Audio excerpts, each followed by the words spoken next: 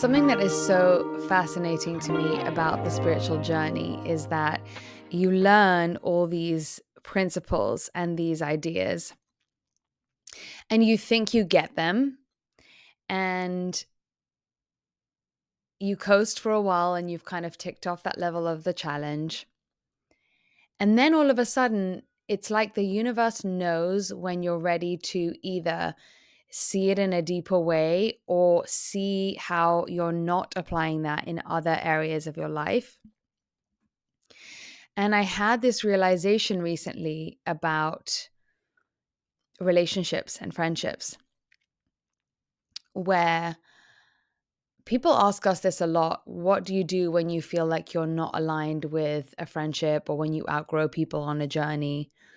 And I'm always careful to caveat this by saying that just because you are on a path of growth, it doesn't mean that you can't still relate to your loved ones exactly where they are. But there's a different feeling that occurs when you feel like it's not giving you the same joy or reward that it used to.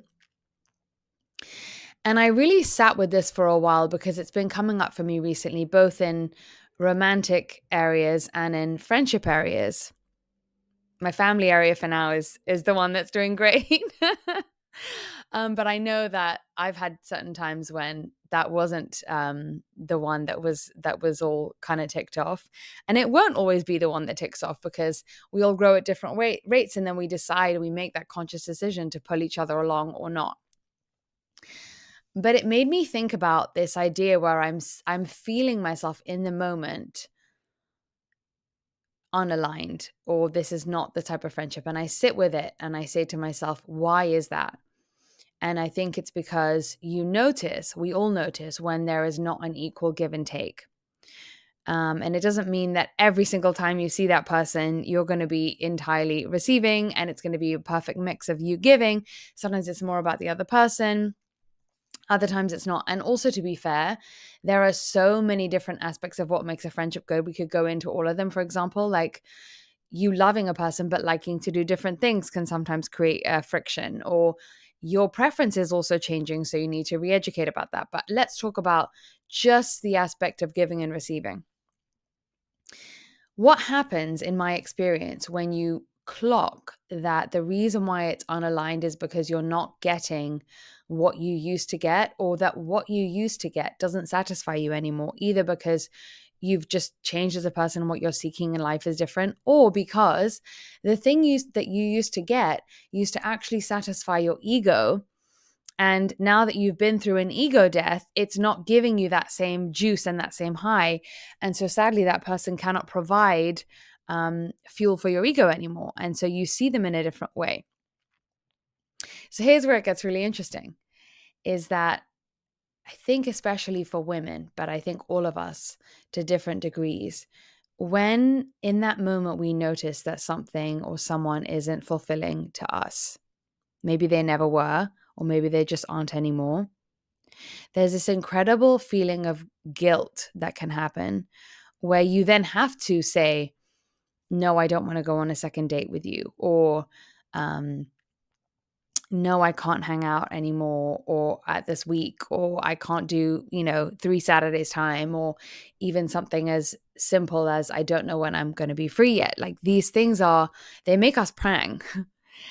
And actually, why this is so beautiful, and this is what I realized this week, is that every human has fear of abandonment and rejection. But how amazing that we are also afraid to reject people. And it really landed for me because it made me think that we care about other people's feelings of rejection and abandonment, and we care about us all belonging.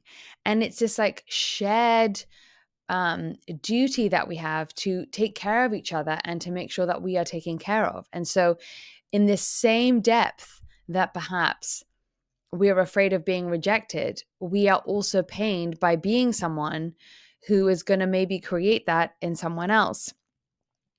And there's something that is so comforting about how universal that is, because it doesn't mean that we sometimes won't have to move through those feelings and feel like, oh, I'm going to reject that person and I have to anyway in order to not reject myself.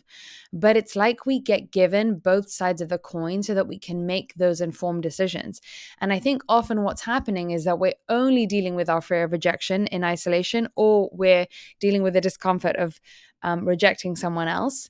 But actually, if you zoom out on your life, you can start to see that these two things are not two separate issues that you have, but that as a human, you have this nous, this sixth sense for the push and pull between you and other human beings. And so it kind of takes the sting out of, I'm so terrified of being rejected because, oh, wow, I also care in this moment about not rejecting a person. And those things are beautiful because they make sure that you, if you do need to let someone down or draw a boundary, you do so with care, that it's not something that you can just wishy-washy do without really taking them into account, and that sometimes it will overwhelm your desire to maybe pull away, where you care about someone so much that you want to let them down at a lesser pace than you would if you were just thinking about yourself. So it ensures that in every decision we make in the push-pull of relationships, we are tending to self and tending to others. And that's really where we get things wrong as human beings, is we forget to tend to self and others in every decision, because we either have in this area of life overthought about ourselves and over considered the other, or we have underthought about our own happiness and over considered the other. Sometimes where it gets really sneaky is we over consider the other because we are using them to reaffirm how we think about ourselves, because we are not okay with our own preferences of, I don't like being around this person, and we talk ourselves into, no, but you should like this person, right? That's still using the other, that's still over considering the other, because you need them in your life for things to be okay. So the real unlock here is, can we, especially because there is a lot of astrological help with this at the moment in terms of the relationship piece of life, can we watch ourselves as if we were our wise inner parent and say, you are in this play date. Are you enjoying it? Does it look like you're getting something out of it? Does it net lift you up? And I think one of the things that is really beautiful to start to watch is, what are the relationships which you do feel like, even on a day where you're not feeling great, you don't cancel them because you know they're going to make you feel better. Even on a day where you don't feel your best, you don't mind being with them.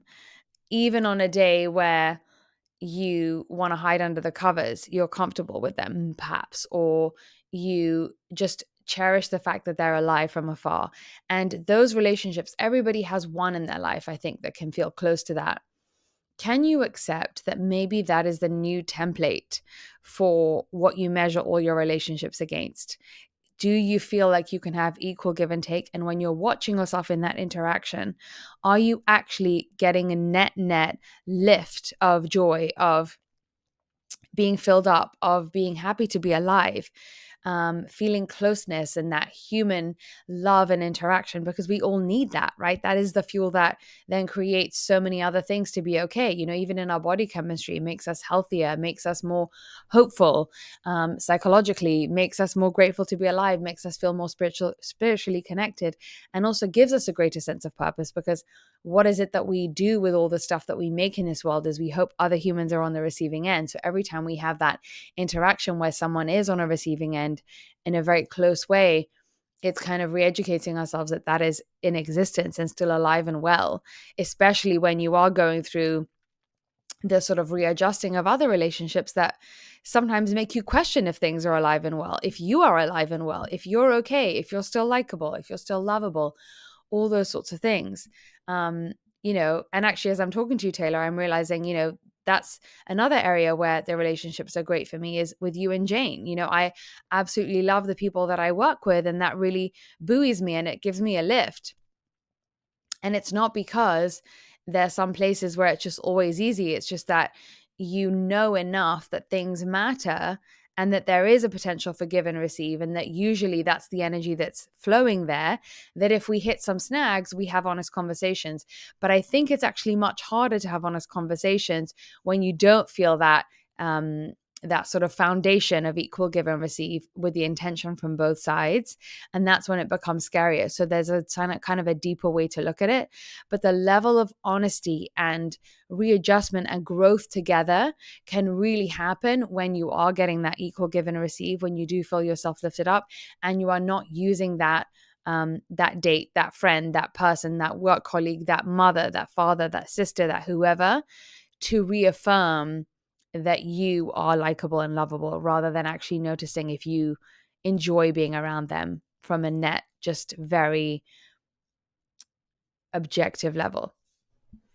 And I want to point out that if you're in that situation where you're zooming out and you're observing that dynamic from above and you are noticing that there isn't that, give and receive happening that you're wanting from at least the majority of your relationships, what you're saying is not necessarily that absolutely means time to cut that person. It just means there's something to look at there, and that's one possibility of what could happen.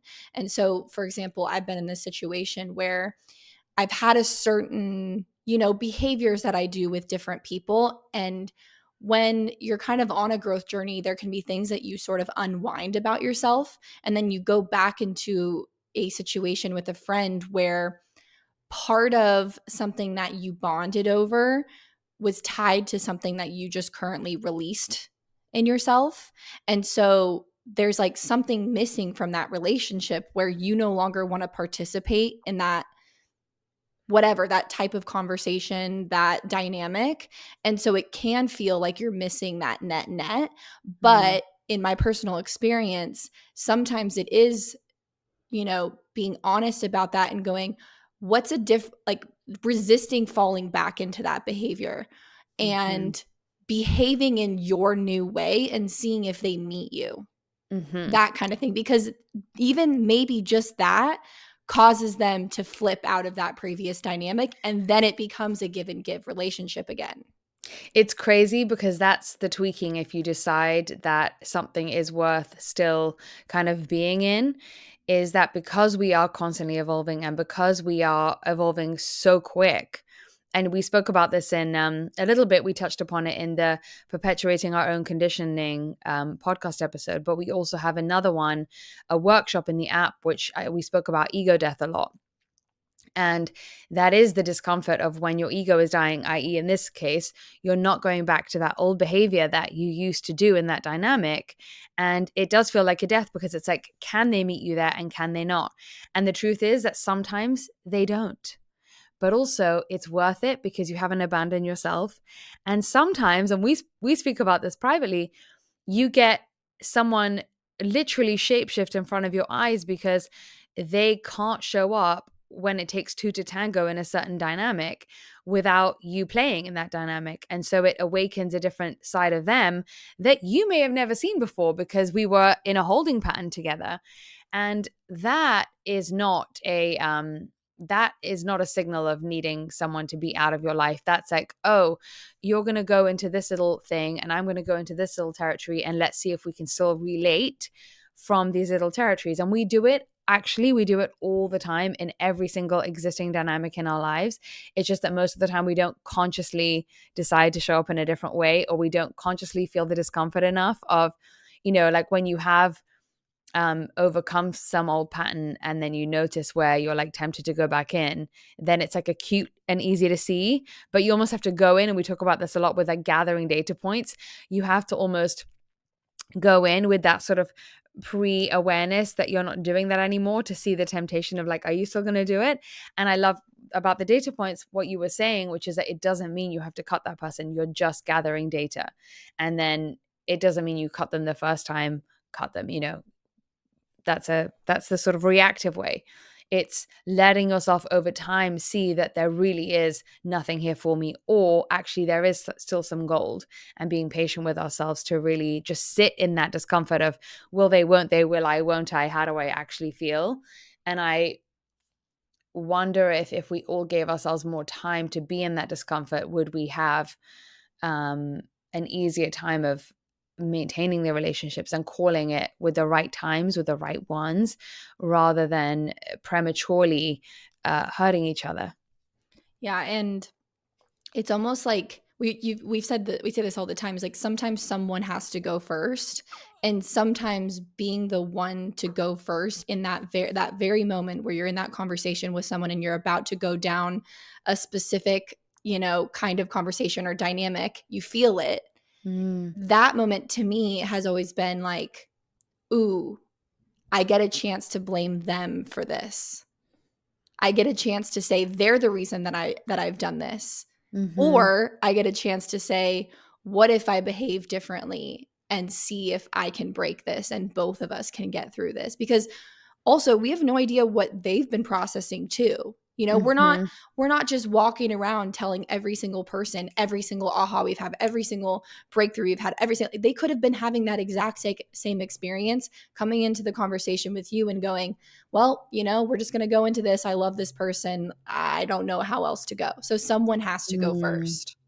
Yeah. And it's incredible what happens, because if you think about the people that we've known for a really long time, the more you've interacted with them, the more automatic it can become. And it's amazing when you say something or take a pause or have a different tone than they've heard you before. It's almost like it makes you come to.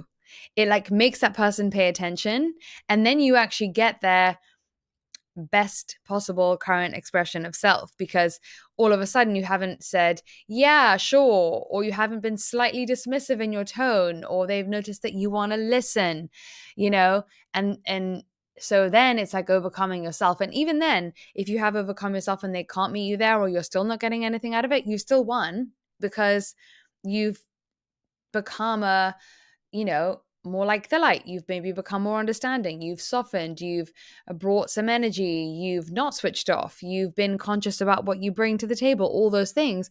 And so you still feel great, even if you feel on the other side the guilt of not wanting to go on a third date with somebody, or not, and fill in the blanks. So it's always going to be a beautiful journey. It does hurt, but I think that it hurts for the right reasons, which is that we care about other people. And it hurts for the ego reasons of, oh, wow, I'm sensing a part of myself that was so prevalent before die. And if you're feeling that, you can always also say, like, thank you for the time you were here. That ego self does come to protect us. It does come to ensure that we have love and belonging, when we didn't know other ways to secure that for ourselves. We didn't know other ways to feel safe without that extra layer. And so when you feel that die off, you can just put your hand on your chest and say, thank you for being here for as long as you were. And you were a very needed visitor. And, if I need you back, I know you well enough now that I can still try you on. But let me see if I got this on my own, and I send you back to the light. Wow. Yeah. Actually pointing that out too. We harp back to this How to Grow series in the app a lot, but there's this one audio in the How to Grow series. If you go to the homepage of the app and you scroll down, you'll see it. It's called Accepting Your Humanness. And I think accepting the fact that those certain ways that you maybe behaved before, like you just said, those were necessary. Those were your level of being able to connect with people. And it's kind of one of those situations where it's like, when you know better, now it's time to do better. Um, yeah, I don't know why that kind of hit me extra hard just now. Yeah. And there's no expectation to do it until you do know better. So, and that's, I think, to go full circle in the beginning of the conversation, that you understand something, you understand a spiritual concept, you understand what being authentic means, you understand what being true to yourself means. You get it. We all get it, because we are deeply mystical spiritual beings. And the human side of us, which is also the sort of the general that is in charge of our becoming, can't physically or mentally handle looking at every single million thing you do, think, speak, act, talk, habit, color, choice, we're making unfathomable amounts of them every single day. And so it's a beautiful journey to know that there will always be more corners and fabrics in our lives to unfurl that truth where we're trying to be more authentic. Here's another level and here's a different place. And even once I think I got it down and, like I said, in family, there will be other times. I'm not kidding myself that I've arrived there. There will be other times when, for example, someone does that to me and they make me feel like they've outgrown me, and I maybe want to clutch onto them, or I maybe want to glom on instead of addressing my insecurity and my fears that come up from a person outgrowing me, for example, and relating them to still from a place of love and relating to them still without putting them on a pedestal, right? That's the opposite way that it can sometimes happen in relationships, is you feel like someone has moved on from you. So that is always going to happen. And we're literally just talking about it in the area of relationships here. Think about all the other stuff we're trying to grow and think about, it's a lot. So we have to give ourselves grace to understand that when you see it, you see it. And there is a cosmic curriculum that is going to manage that. There are certain little mini episodes and mini chapters in our life where you're seeing so clearly, oh, this is coming up with this, and I can't catch a break. And that's because it wants you to notice that. And then in other times, it wants you to notice, a bad habit, or, I'm thinking about me with sleep, or it wants you to think about how much you have solo time and recharge versus how much you give, or how much you go out, or how much you care about travel or not travel. Like, there's just every single, and it's going in every single direction. There are so many different themes that we can focus on. People have a lot of stuff come up about money all in one go often, or all about love often in one go, or family. So we don't have to notice it when we notice it. We just have to have the desire to be open for when a theme is presenting itself and it is painful, because we do feel attacked. We do feel like, oh my God, I'm seeing this like really unpleasant part of me that is doing stuff I'm not so proud of. And that is the initiation gateway through which, once you step in, you do the warrior's work. That is the journey of a deep mystic transformation agent, an alchemist. But we have to remember every single time that the doorway that wants to keep us out, because it keeps our ego sure as hell running from the other direction, are you going to be a little bit uncomfortable with seeing how there's this not so pretty side of you that has been there all along, but it's okay that it's been there all along? Because now is the exact perfect time that life wanted you to see it and look at it, because you were equipped. You were equipped with the grace for self. You were equipped with the time because there's nothing else that's more prominent. You were equipped with the ability to be there for yourself now. And if you didn't have those things, that is when you would be rushing too quick and rushing a process from a mental place, and it would not be a grounded, truly integrated change that you made. So if we can step through that doorway, a lot of times that's one of the questions that we get asked a lot. It's like, how do you change? And I think you're right to point out this How to Grow series in the app, because I actually think it's one of the most important parts of our work. We don't talk about it enough, but that is actually how you start to apply these spiritual principles in your life. And if you just revisit them and apply them to every single change that you're going through, you will understand them in a different way based on what you're actually is coming up for you. And those are the parts that change your life, is can you step through the ick uncomfortable rather than reactively quickly uh, resource the story that you tell about yourself instead. And you'll I, see it when you see it. I'm really glad that you point that out, that you'll see it when you see it, because I think we listen to all these spiritual concepts, all these growth concepts, all these things that, oh my gosh, add it to the list of things I have to do to have my spiritual awakening. How the heck am I supposed to keep up with all this?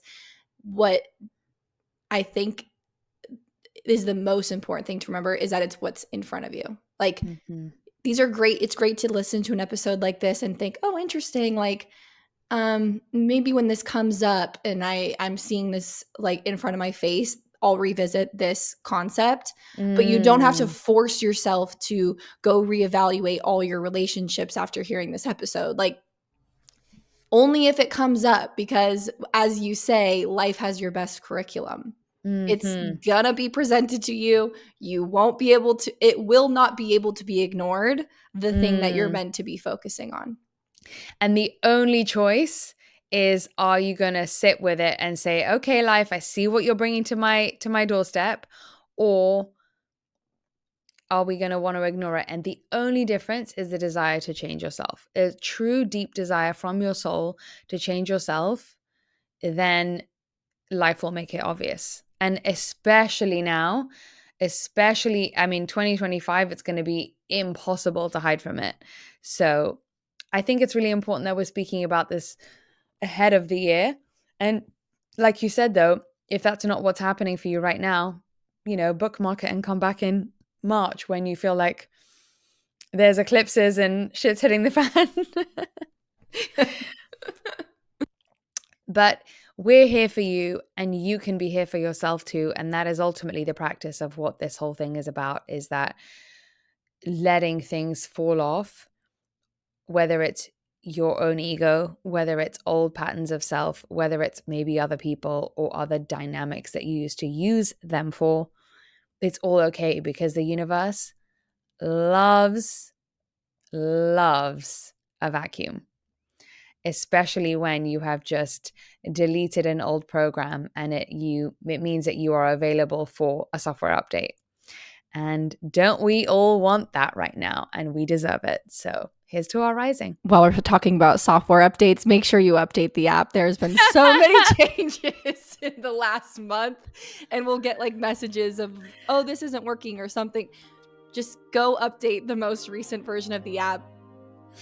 Good point. Good time to just note that. Bye. That's great.